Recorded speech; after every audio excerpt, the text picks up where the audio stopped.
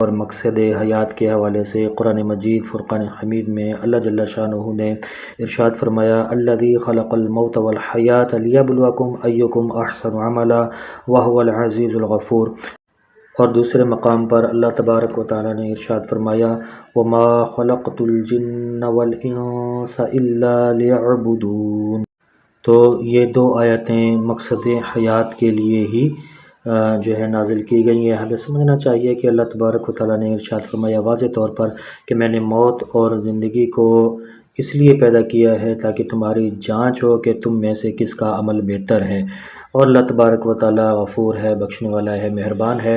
اور آپ سمجھ سکتے ہیں کہ جب مقصد حیات کو قرآن نے بیان کر دیا، اللہ تبارک و تعالیٰ نے بیان کر دیا کہ کریم صلی اللہ تعالیٰ علیہ وآلہ وسلم نے اس پر عمل کر کے بھی دکھا دیا اور آگے بھی اس بات کو پہنچا دیا، اور ہمیں بھی یہ پیغام قرآن مجید کی صورت میں ملا ہے کہ ہمارا جو مقصد ہے وہ ہے اللہ تبارک و تعالیٰ کو راضی کرنا، نماز پڑھنا،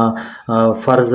حج اگر ہو گیا ہے تو اس کے ادا کرنا شرائط کے ساتھ، اور زکوٰۃ ادا کرنا اگر ہم مالدار ہیں تو، اسی طرح قربانی کرنا اگر اللہ تبارک و تعالیٰ نے استطاعت بخشی ہے تو۔